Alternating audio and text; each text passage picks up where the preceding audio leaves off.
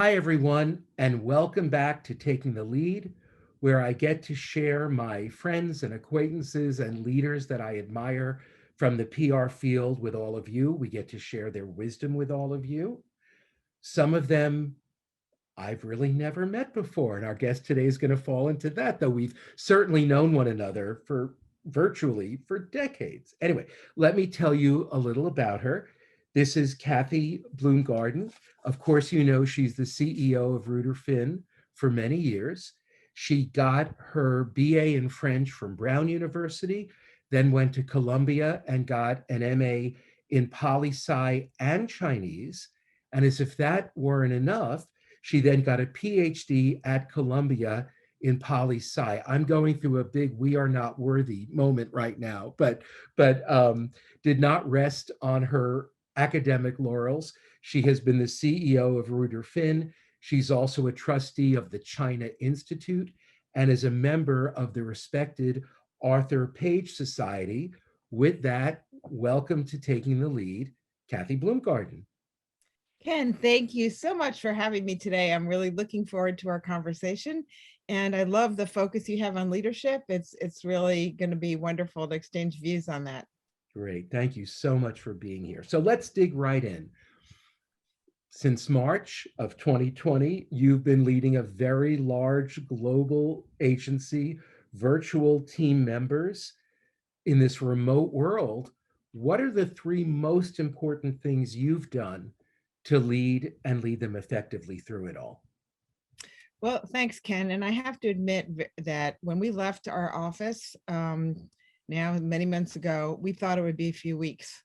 And we all left all our papers, we left our shoes under our desk, and we walked out the door. Well, we're still hoping our shoes are there, but what we did was we really felt that we had to focus on our culture that was so important to us.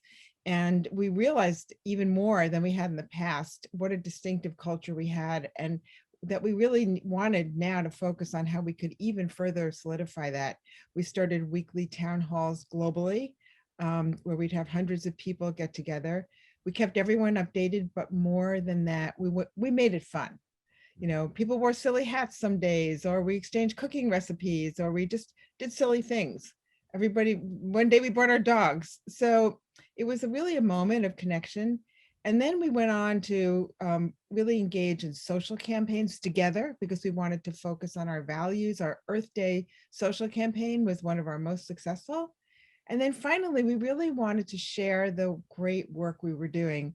We did a lot of work in vaccines. We worked on therapeutics for the pandemic, and everyone felt so proud that we were able to contribute something to really helping during these very difficult times. So we were able to also make sure people were uplifting their skills.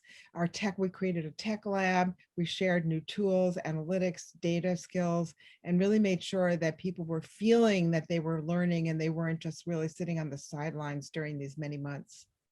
So much of that really resonates. I mean, I think the notion of, and I don't know whose quote it is, that culture eats strategy for lunch. Culture is so important. Culture does keep us connected, whether it's through a laptop or when we'll be back in person. So important. And the other thing that resonates for me is the notion that you had fun. I mean, everybody watching this segment has pretty much selected a life in PR or marketing or communications, or you feel called to it, which is even greater. It can be a tough assignment. It can be a tough life. Why not have fun doing it? You go through it once. So kudos on reinforcing the fun. And Laughter brings also, us together. yeah, Laughter brings us together. it sure does. And kudos, so many agencies did things to help their clients because of the pandemic, through the pandemic, and vaccine confidence. So thank you for that. Really important work. Next question. You are only one of 5 or 6 or so, depending on how you count, female CEOs of global communications organizations, global communications agencies, despite the fact that women make up perhaps 63% of our PR workforce, maybe more. So, what must, not just what can, what must the PR industry do to bring more women leaders into the C-suite and fix this imbalance? Well, I think one thing is that everyone needs to walk the walk, not just do the talk. And, our management committee is more than half women, and our CFO is a woman. So we're very proud of that. It is the zeitgeist of the moment that, gender equality, of course, and has been for a while, is something that we all need to pay attention to. But I think we need more women role models, that we need to also really make sure that they have visibility, that people understand both the challenges and opportunities that they have brought forward. I remember a really wonderful CEO that I've worked with at a multinational for many years told me that when he was mentoring women, what he'd love to do was really encourage them to speak up. He said, when I have guys come into my office and ask for salary increases, they ask for much more than the women. The women need to learn to really advocate for themselves and to really speak up. And I think that was a really important insight, that we really need to help people. It's not just top down, it's bottom up also. We need to help women have confidence, have women stretch, ask for the right jobs that they really aspire to, and have ambitions and not feel uncertain about, the career paths that they aspire to. That's so true. I've been fortunate. I've worked for many women leaders, and we want to be careful not to generalize.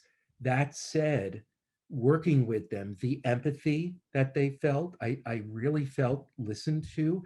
Even very early on in my career, I was very fortunate to work for leaders like Jean Schoonover and Barbara Hunter, who were just great listeners and made me confident, made me feel I had skills. They saw leadership in me before I did. So, it's time, and let's change this, in the next few years.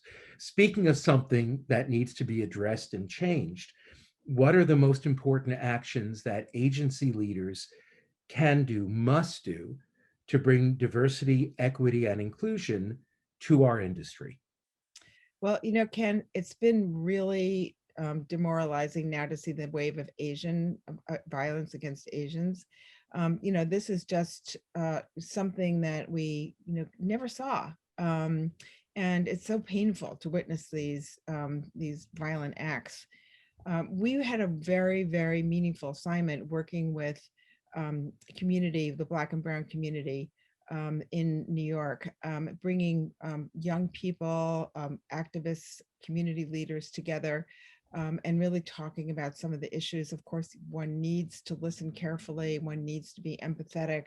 But one young teenager actually said something so wise that really stuck in my mind, which I think is really key. She said, we have to lead with humanity. Mm. And I think that's the secret key. All these things that we're talking about, incrementally can be helpful. But if we basically go back to the fact that we have to lead with our humanity, I think we'll be able to really make progress and make a difference. I hope so. Good counsel. Kathy, last questions. We're all getting ready. We're all getting excited for the great return.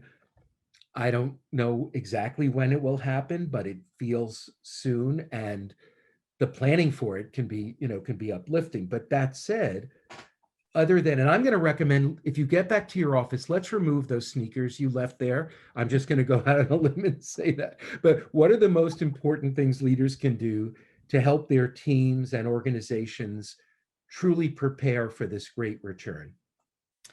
So I heard Ken Johnson, the CEO of Starbucks, say something that really resonated with me and has really stuck with me. He said, we're just about to enter the great reconnect. And I Mm. think that that is really the essence of what we're talking about. People are social. We love interaction. We want to be back together. And I think what we really need to do is find our way to re-engage, to help people feel, really excited about getting back together, being part of the team, having those water cooler moments. Just this week, Jamie Dimon had a really interesting insight into he's asking everyone to come back to the office. And he said, I'm sick of Zoom. Sorry for the Zoom platform we're on now. He said, I'm turning off all my That's right. Your Zoom. stock price is doing fine. It's okay, I'm sure. But he said, I'm turning off all my Zoom. And I think that we want to recapture those informal, walk by your desk, spend time together, exchange informal ideas. There's no substitute for this kind of social interaction that all of us really benefit from. So I think great reconnect. That's my answer to how we should look forward. Now, I believe it's still going to be some kind of hybrid version. That's my guess. And so for those agencies and organizations where people might be in 4 days a week or whatever it may be, I'm encouraging them to use the time when we're in the office for collaboration, creativity, and as you said, reconnection. Let's use that time well. If some people are still working from home, some days a week, part-time, use that for independent work and make sure for the time together, you're giving yourself ample time for those 3 C's. I think that's going to be really helpful. It has been a joy finally getting to sort of meet you. I hope as things get safer, we'll meet in person, maybe by the end of this year or next year. That would be a joy. But it has been a joy, truly, having you on Taking the Lead, Kathy. I so appreciate your taking the time and your very wise insights with us. Well, Ken, thank you. And we'll make a lunch together part of the Great Reconnect. Sounds like a plan. You all heard it here. Thank you.